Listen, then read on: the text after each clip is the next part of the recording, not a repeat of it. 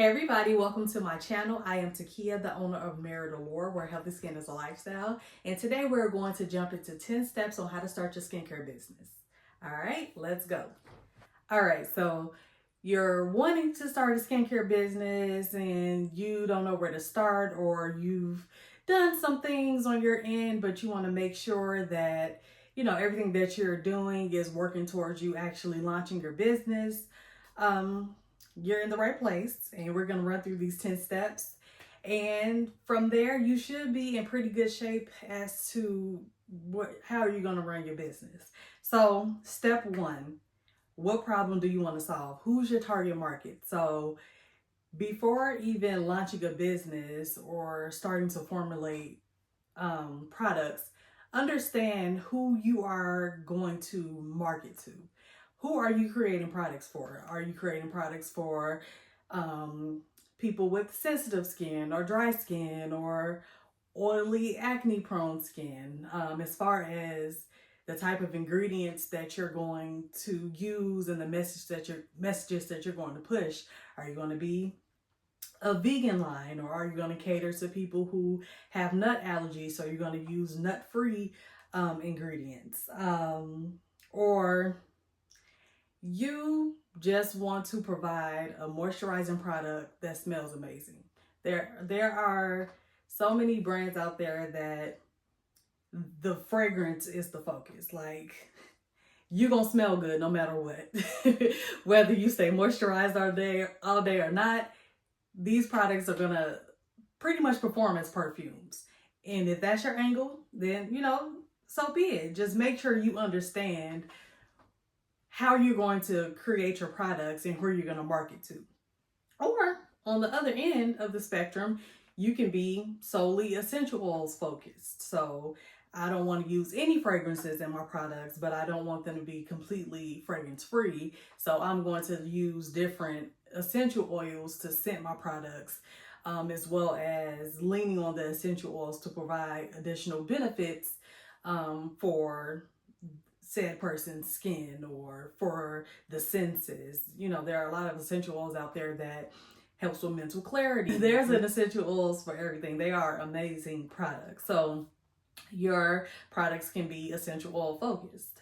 And when you're figuring out the type of products and who you are going to target, don't try to please too many people. Like, there are so many skincare brands, new and old. Well, yeah, new and old, that you ask them, who's your target market? And they say, oh, my products work for everybody, so everybody is my target market. But no, because if you try to cater to too many people and target too many people, you target none. You have to be focused in order to target the right people, because if you're trying to, for example, target everyone, you may not get sales because your price points may not be in everyone's budget.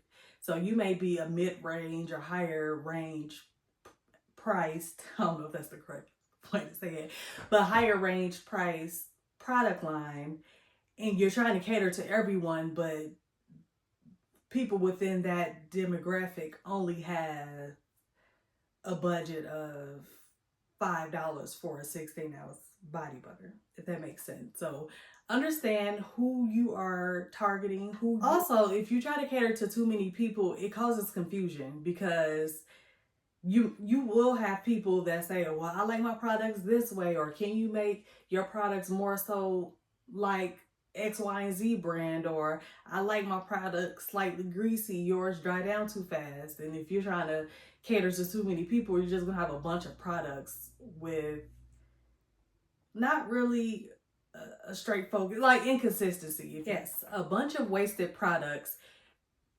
that what in turn causes a lot of wasted money, because you're trying to cater to everybody. And now that you've pleased everyone that has told you what they like and didn't like, those are going to be the same people who don't support your brand or support your product line. Now you got a bunch of products that's more than likely going to go to waste because no one is buying them. Could cause quality control issues. Like if you're trying to cater to oily, dry, vegan, this, that, you don't have a focus. So where you may be strong, for example, if you have products for dry skin as well as nut free as well as oily, acne prone skin, you may be strong in the products that cater to dry skin. And since those are doing well, you're more focused on those products. Whereas the nut free and oily acne prone skin, those products are just decent. Okay, they're not really receiving much attention or sales in general. So pick a lane and stick to it. And in the future, you can branch off once you become comfortable in your current offering, which could be catering to dry skin or sensitive skin or vegan or what have you. Once you're strong in that area, then branch off.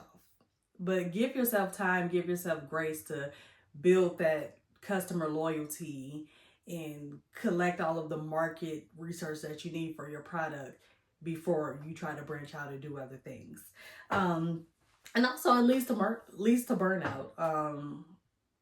When you try to please too many people and do too much rather than being more focused and aligned, that will lead to burnout.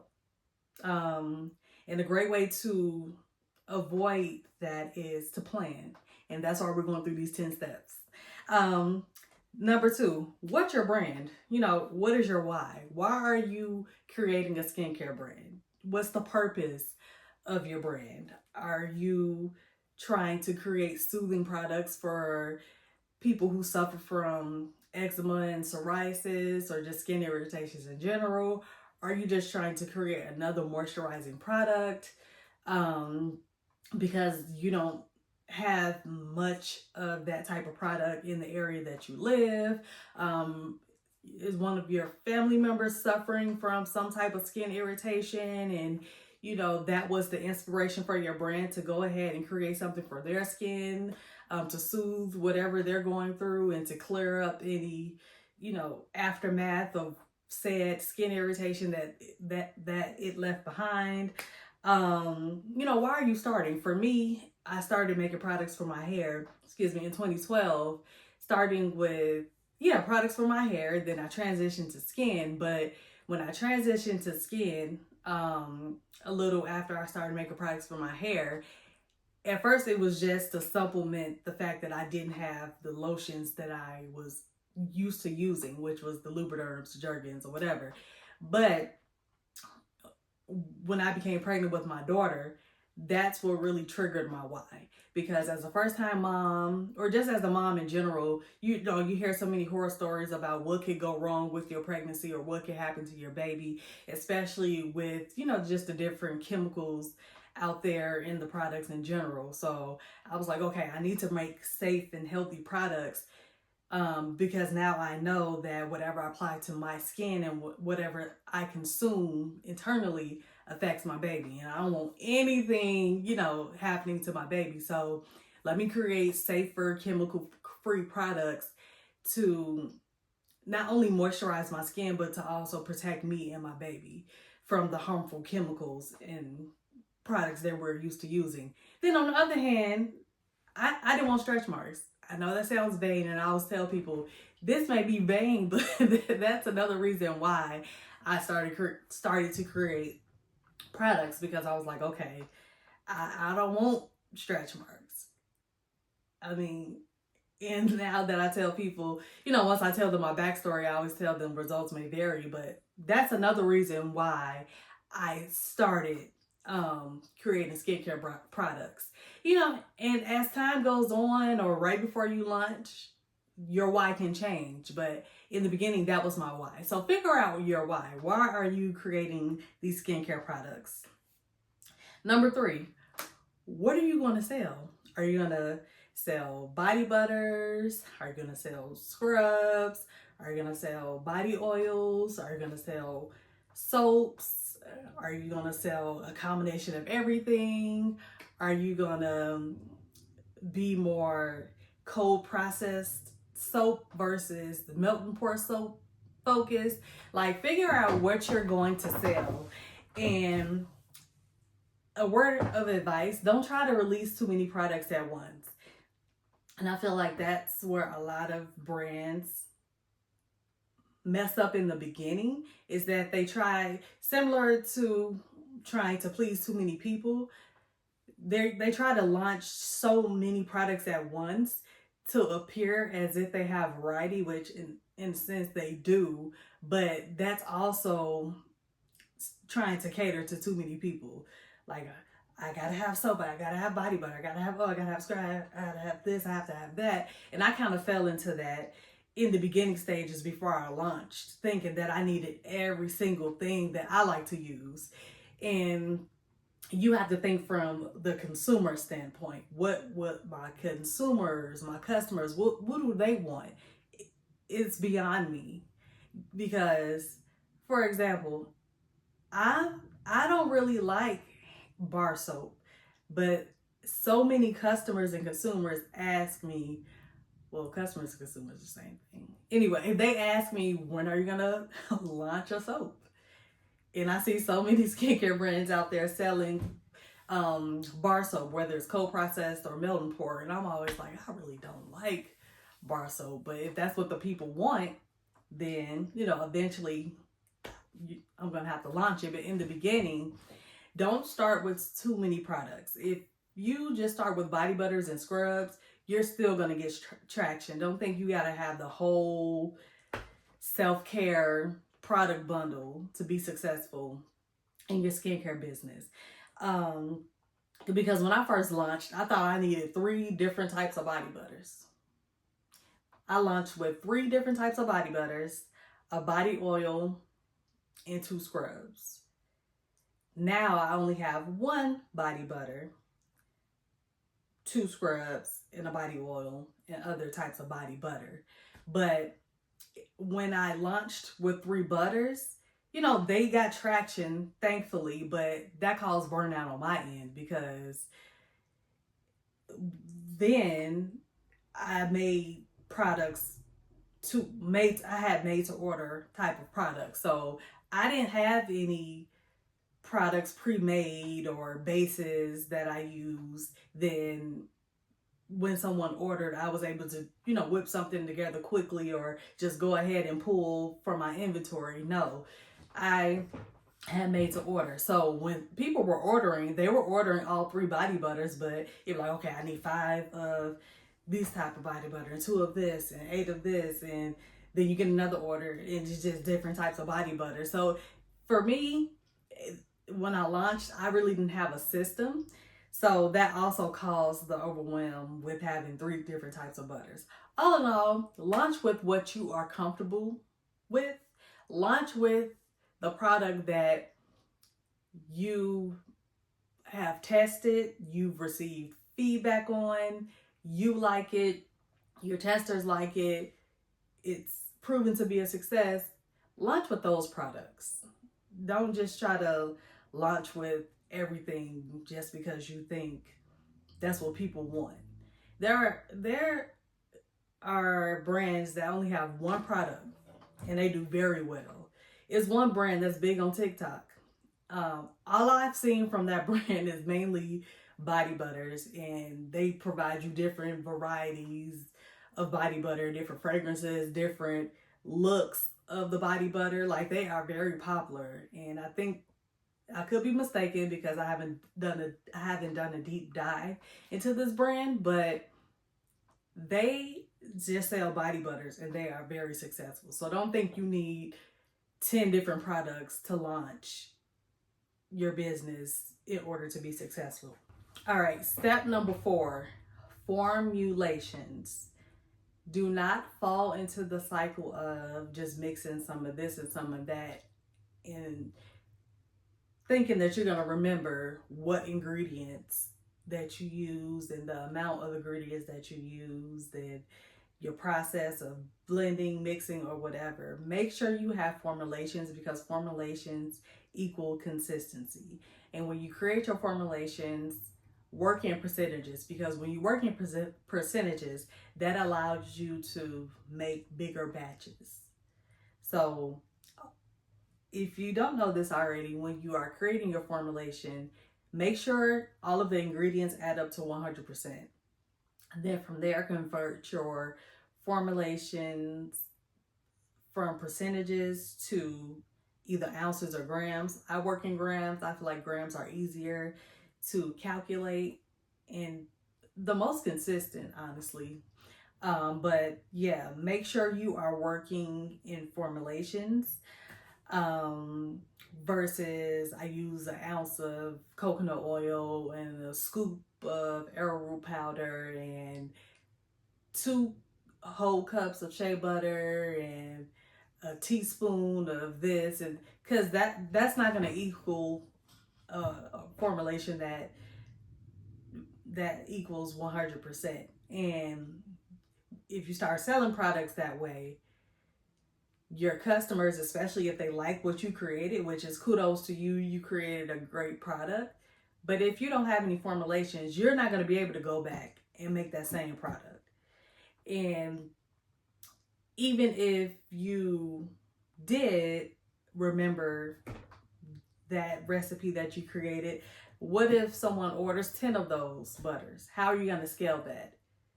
You can't just scale it from the standpoint of, well, since I only used 1 cup for 1 jar of body butter, since they want 10, now all I need is 10 cups of shea butter for this. It's not going to be one-on-one. Then you're going to present a product that the customer is not used to, because they're going to be like, I want that, the one that you gave me, I wanted that one that you sold me. This ain't it. So from there, they're going to move on to the next brand who is working in formulations and is providing a consistent product. So y'all understand what I'm saying. Consistency is key when you have a skincare brand. So make sure you are working in formulations.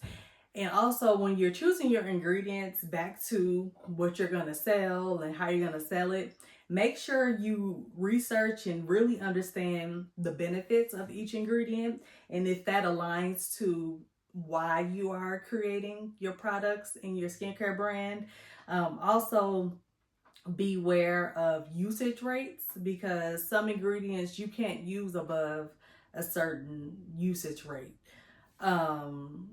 Or understand the type of skin feel you want your customers to experience when using your products. Do you want a heavier product? Do you want a mid-weight type of product? Do you want a very lightweight and fluffy and airy whipped type of product?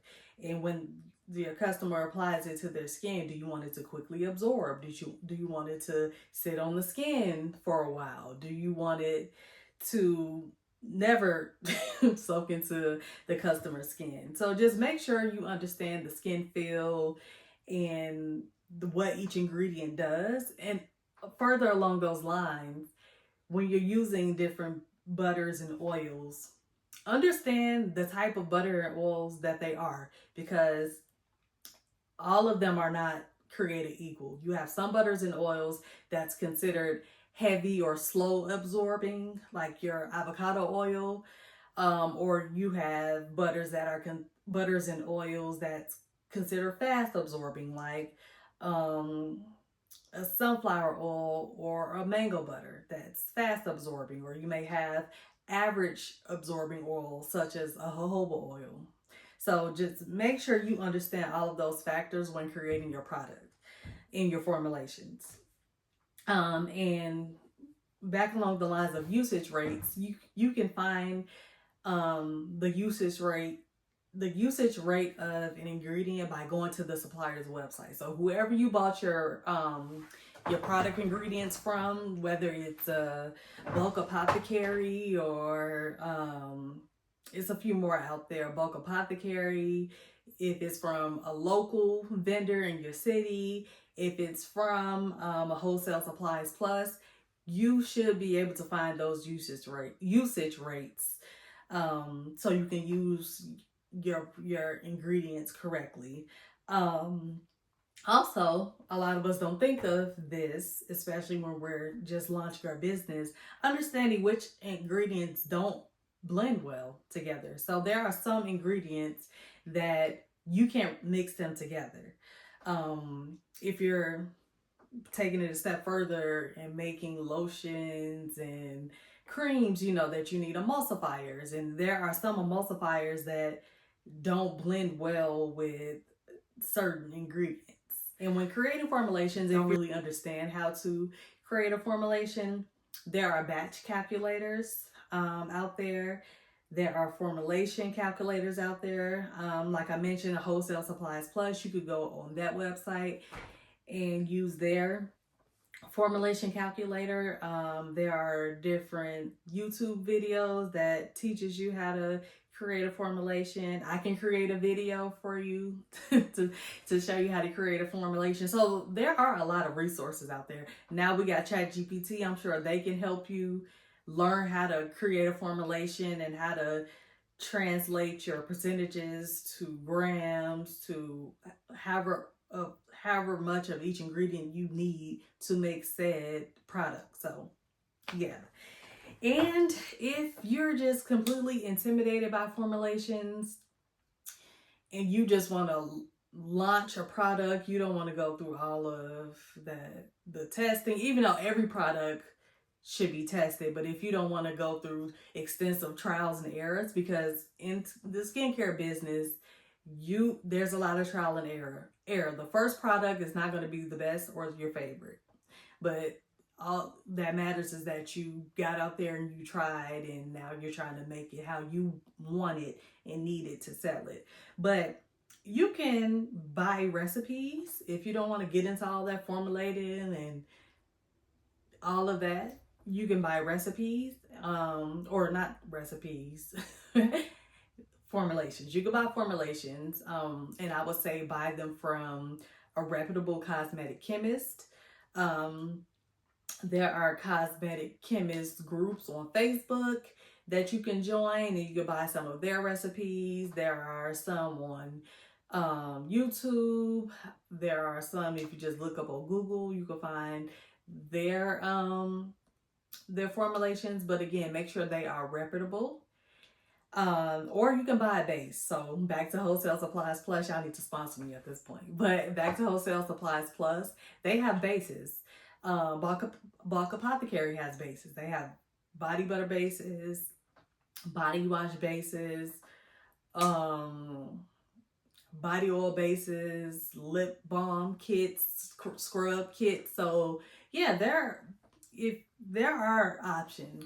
Now, after you have figured all of that out, step number 5, figure out your cost of goods. So basically, that tells you how much it will cost to make each product, broken down by each ingredient, broken down by the containers. So that includes the jars, the tops. If you use, they call it the gaskets or the pressure seals, add that, your printer ink, your fragrance oil, if you're adding colorants or micas to your products, add that as a line item to figure out how much it's going to cost to make each product. Because you may get to this part of the journey and be like, you know what, this isn't that feasible for me right now, or I need to reformulate because the ingredients that I currently have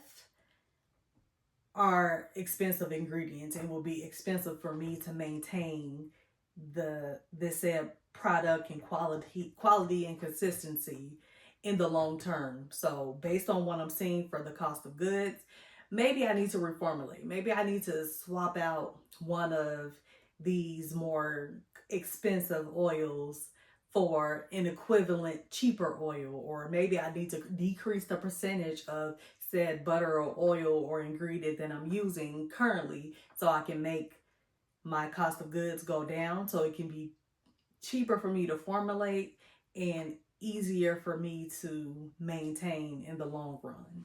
Number 6, which is I will see it as fun.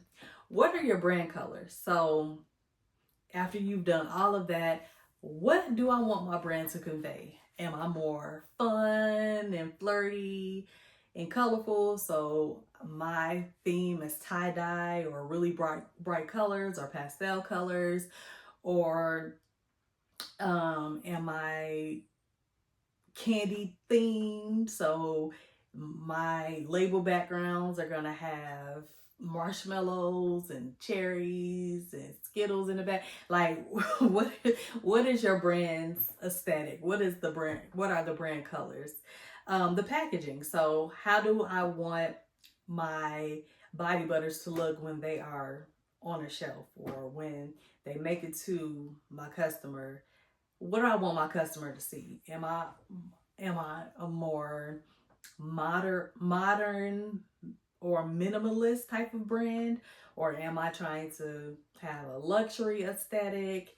Am I trying to have a clean aesthetic? Again, am I trying to have colorful aesthetic? So figure out how you want your products to be packaged. Labels, again, along the same lines. How do I want my labels to look? How do I want them to be set up? Do I want the label to scream luxury, or do I want the label to scream minimal or modern or bold or colorful? What do I want the label to say? And if you don't know how to create labels, if you have Canva, there are so many Canva templates to make labels. You go on Etsy and buy templates to make your labels. You can research your favorite brands and kind of model your label after what they have. Because if these brands are in big stores, then they are following all of the guidelines that are required for your label. So that's a great place to start too. In your website, I think every skincare brand should have a website. Even if you start with having your customers DM you if they want to place an order, and from there they can pay for the order via PayPal or some type of invoicing system. Eventually, that should be a goal of yours, is to create a website for people to go to, because they may not always want to DM, or they may not remember to DM, or they want to share your products and your brand information, or contact information rather, with people that they know and they want to promote your products to, because word of mouth is still very powerful, especially in the skincare business. So if you don't have a website now, or that wasn't in your plans, please include that in your launch plan to create a website. Even if it's not the fanciest right off, you can use Shopify, you can use Wix, you can use Square as your website or e-commerce platform. There are so many sites, even though I just named 3, but there are so many sites out there that provide you templates. So all you got to do is plug and play. Like, okay, I've taken these product pictures, let me post them in this format, add a description. Then eventually you can continue to build on your website and make it look how you want. But I would say launch with a website, even if it ain't all pretty and glitz and glam and colorful with candy, or however your theme and your brand is. Still launch with something. Launch with a website. And your customers will also understand. So they won't look at you like, they ain't got it together, because believe it or not, customers love to see growth. They love to be with the brand along their journey. So trust me, don't overthink it. Launch the website, and then you can work on it and make it all pretty on down the line. 7. And if y'all don't know, I use a Remarkable to keep me on track with my notes. So if you see me looking down or waving the stylus, that's what I'm looking at. Figure out what you want your business name to be, because right now we're just launching. We're in the stages of leading up to the launch. So you can still create your website and things without having a business name. But I would say right after that, figure out what's your business name.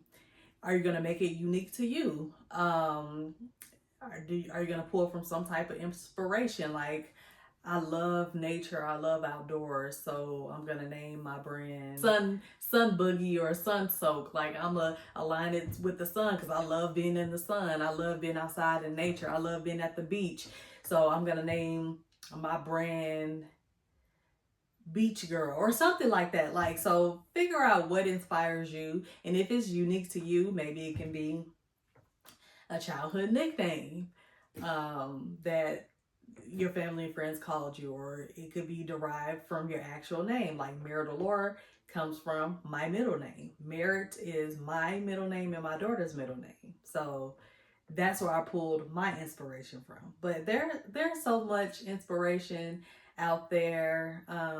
Google, YouTube, just brands that have already launched. But I will say, when you are looking for inspiration and you get the inspiration, be inspired, but do not copy. There's nothing worse than a copycat.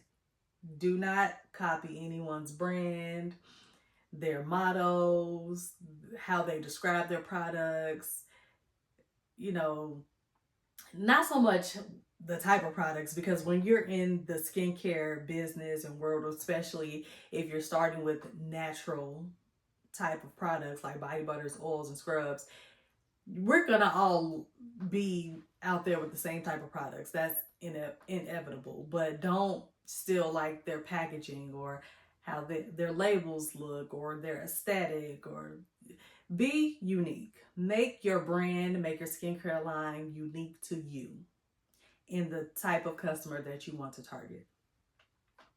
And also think about, when you're creating your business name, what do you want people to feel when they see your business or when they hear the name of your business? What do you want people to think? What do you want them to feel? That's also very important.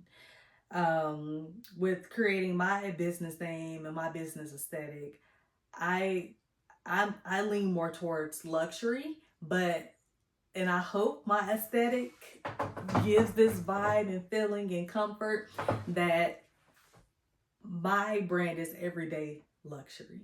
Even for my price points, my brand is everyday luxury.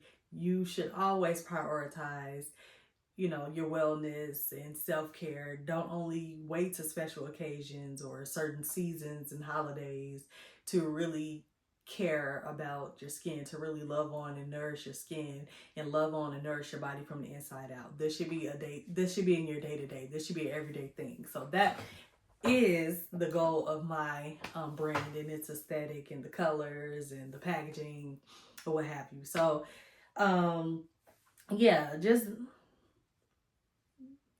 tie all of that in together to create your business name and your brand. Number 8, register your business. So before you register your business as an LLC, make sure that's the name that you want. Even though you can change the name of your business in the future, it's expensive to change the name of your business. Or you may be in a situation that you change the name of your overall business, but the current name that you have has now been moved down to a DBA.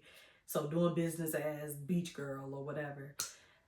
But I would say, just to avoid all of that, make sure the business name that you are using and have created is what you will be comfortable sticking to in the long run. When it comes to registering your business, make sure that you understand the requirements of your state and what that LLC protection would be for you within your state versus outside of your state, as well as how the LLC will protect your business. Again, get very well acquainted with the requirements and regulations for your business as well as your industry.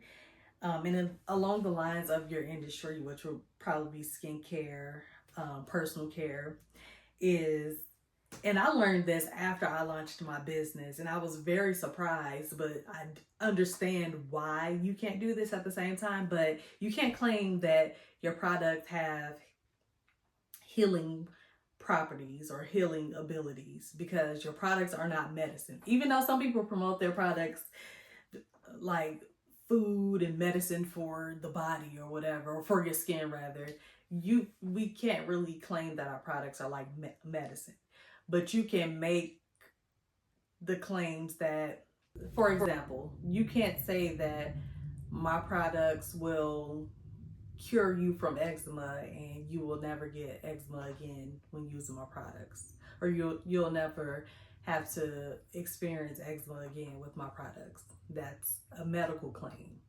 That's saying that your product heals and it's like medicine. But you can't say that my products are formulated for sensitive, dry, and eczema prone skin. It's very moisturizing to the skin, and if you do deal with eczema, my product will provide the moisture in the areas that you suffer from eczema, in order to keep those areas moisturized longer and to also alleviate some irritation and burning and itching that may be caused by eczema. So, yeah. It's quite, I would say in the beginning, quite frustrating, because your product just may greatly reduce the amount of eczema flare-up someone has, but you can't position it as a medical claim, because if you position it to a customer and you'll say, yeah, my products heal eczema, you won't be dealing with no eczema using my products, and I've heard this before, and they come back and they see no changes in their skin, no changes to the areas with eczema, and now they're looking at you like, well, you set this expectation that I won't deal with it again, and not only am I still dealing with it, I don't see any changes in my skin. And they could take it a step further and sue you for misinformation. Like, that's very extreme, but a customer can sue you for your product not doing what you said it would do, or if it caused any harm to them, they can sue you. And that's also a reason to protect your business, because if the very unfortunate event that you are sued, the lawsuit goes after the business or the LLC and not your personal assets. And also, and a lot of products claim to be sunscreens, but we cannot, as formulators, unless we are in a lab and run through many tests and the requirements and testing to be able to say that your products are a sunscreen, we cannot make SPF products. We cannot make sunscreens. And a lot of brands still do this, but we can't put that on our products or sell our products as a sunscreen. Now, you can say, just based on the specific ingredients that you use in your products, you can say that, due to my product being rich in vitamin E, it does offer some sun protection properties, because vitamin E helps protect the skin from the sun or whatever. But you can't say this product is a sunscreen. This is an SPF product. If you are doing that, or you are planning on doing that, don't, because you can get in a lot of trouble. Number 9, start promoting yourself. Start promoting your business on social media. So we all have personal social media accounts. So I would say on your personal page, do like a launch date lead up. I would say at least a month out. It could be, further out, like 3 months before you launch, but build that anticipation so you can get people excited about your new business venture, your new brand, and have people excited to support you. Because what a lot of brands make the mistake in doing is that, okay, for example, my launch, if I were to be starting now, and I would say my launch date is April 6th, if you will, and I don't send out or make any post about my new business. I don't create social media account for my new business. I don't do any lead up post. But on April 6th, that's when I post that I'm launching a business and, follow my page. People are going to be like, oh, okay, yeah, that's cool. Because people see many of those launch posts. Not everyone. You may get some people who still will support and go check out your Instagram and check out your website and may purchase something. But the vast majority of people will be like, oh yeah, such and such started a business. Okay, cool. Let me scroll to the next thing. But if you're constantly posting about it, that shows them like, okay, he or she is really serious about launching this business. And their posts look good. The posts are engaging. I'm looking forward to them launching this business. I want to see what they have. And now, when you do that, you've built that anticipation, and now your supporters can go from only 3 people supporting you to 10 supporting you because you've built that anticipation around your business. So I would definitely say do a launch date lead up, and advertise on social media, word of mouth, tell family and friends so they can spread the word as well, because you want a successful launch date. Because it's discouraging, and I've heard this from many brands that their launch date failed. And I would say a good part of the reason why the launch date failed is because they didn't build that anticipation. They didn't do any lead up post to the launch date. So build that anticipation before you launch. And number 10, once you have launched, you've done your research, you've figured out your brand, you registered it, all of that great stuff, do local events. And just one more trek back to research. In the skincare industry, it's always a learning journey. Don't think that all of the research you're doing now stops here.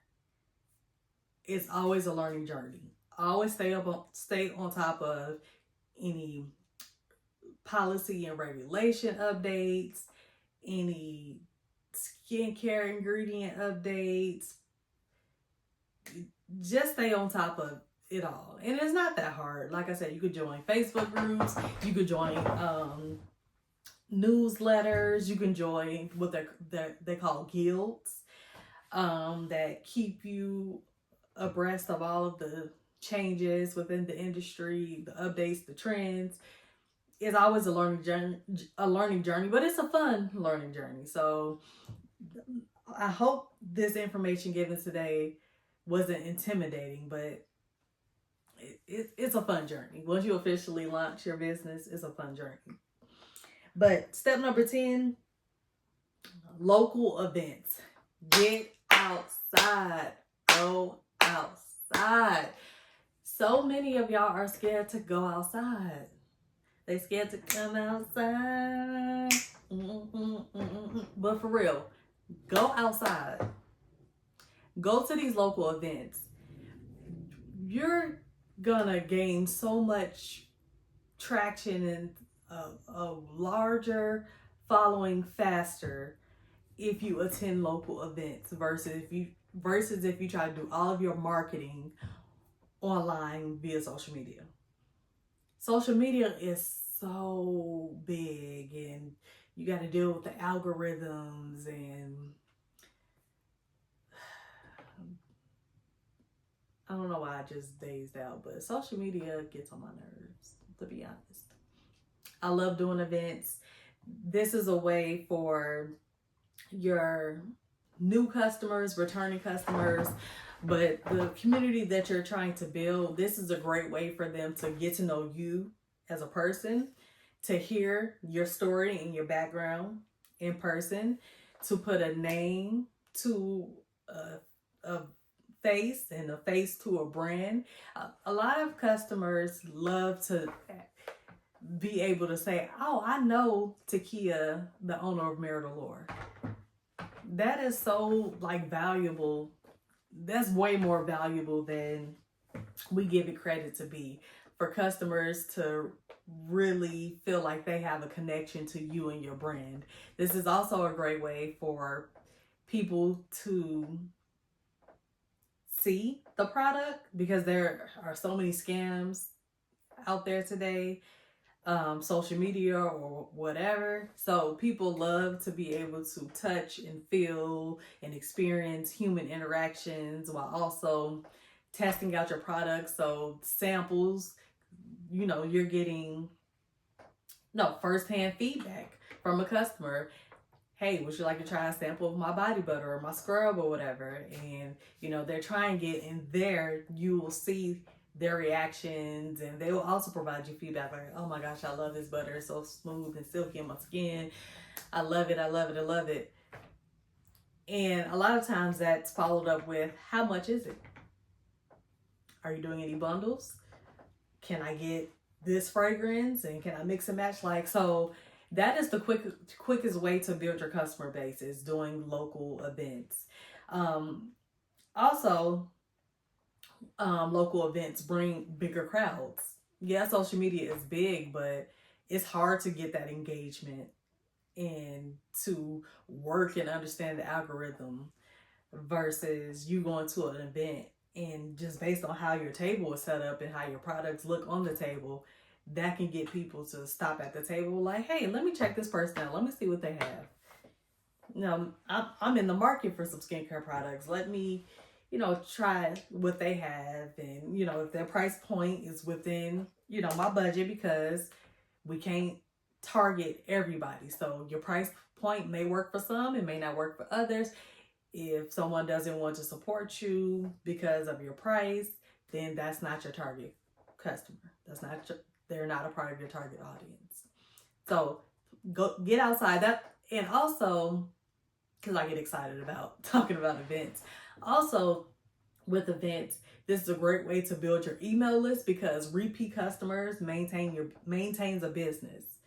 We can sell all day long, but if we don't have repeat customers, your business is going to be very slow until you find new customers. So build that repeat customer pipeline. This is a great way to collect emails, to provide discounts, to grow your social media following, so you can have your social media listed, or QR codes for your social media. And from there, boom, you got your follower. You didn't have to do as much work. You didn't have to make a post, a reel demonstrating the product, dancing, nothing. You literally have them at your table, and they've supported you. They've purchased the product. Now they want to continue to keep up with you and what you got going on. They want to look forward to your next event. So they're going to follow you on social media. They're going to join your email list. And from there, you need to maintain that connection with those customers. So all in all, owning your own skincare business is fun, but there are some steps that you should take in order to be successful within your business. But thank you so much for watching my video, and until next time, I'll see y'all later. Bye.